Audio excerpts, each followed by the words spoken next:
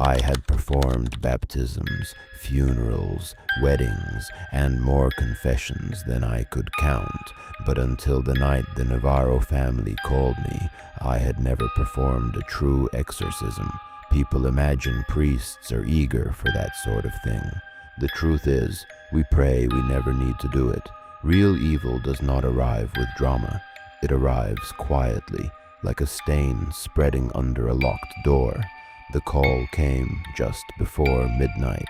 Mrs. Navarro was crying so hard I could barely understand her. She kept repeating that something had taken her daughter and that the doctors could do nothing.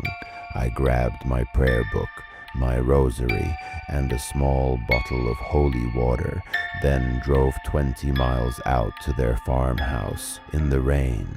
When I arrived, the whole house felt wrong. The porch light flickered, though there was no wind.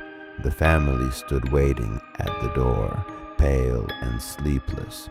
Mr. Navarro told me his daughter Elena was 31. 3 nights earlier, after helping clear out an abandoned chapel on a neighboring property, she had changed.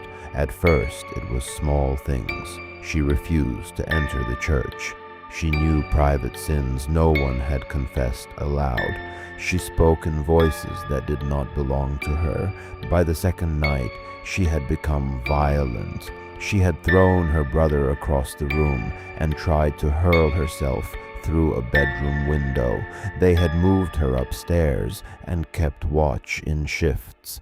As we climbed the stairs, I heard her laughing.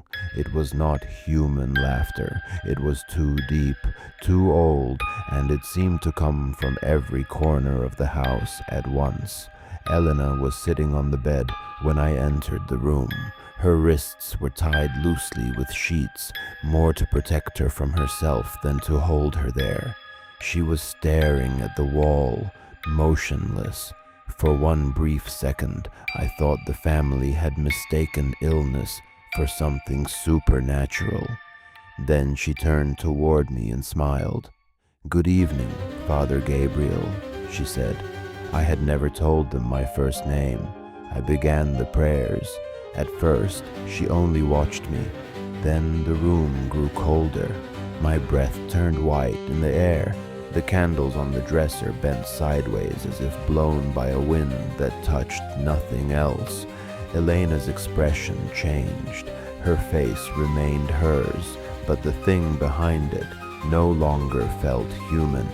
She laughed again and began speaking in a language I recognized from seminary, though I had never heard it spoken aloud. When I pressed the crucifix to my chest and continued, the thing inside her grew furious. She jerked against the sheets with enough force to splinter the bed frame. Her voice shifted from Elena's to that deep, hollow tone, and back again, as if two beings were fighting for the same throat. Then it spoke of my sins. It told me about the dying boy I had once prayed would pass before morning, because I was too exhausted to sit by his bed another hour.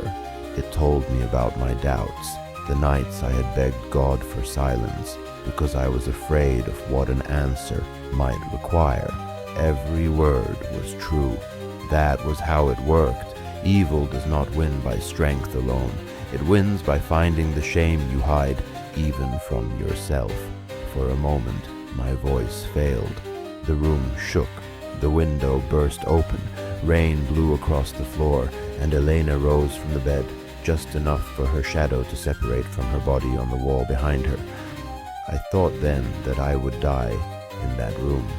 But fear is a door, and prayer is how you keep it shut.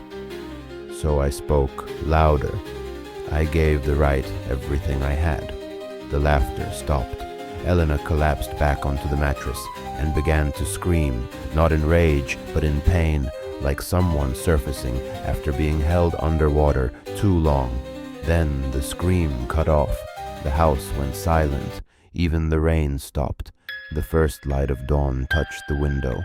Elena opened her eyes and whispered, "Father, did I hurt anyone?" I untied her hands and told her no. By sunrise, the family was crying with relief. Elena drank water, spoke normally, and remembered almost nothing. I stayed long enough to bless every room in the house, then drove back to the church with my hands still shaking on the wheel. I told myself it was over. But that night, as I locked the sanctuary doors, the phone in my office began to ring. No one should have been there. I answered, and for a second, there was only static. Then a voice, low and patient, spoke into my ear. It said, "You were praying for her, Father Gabriel." The line went quiet. Then it whispered, "But I was watching you."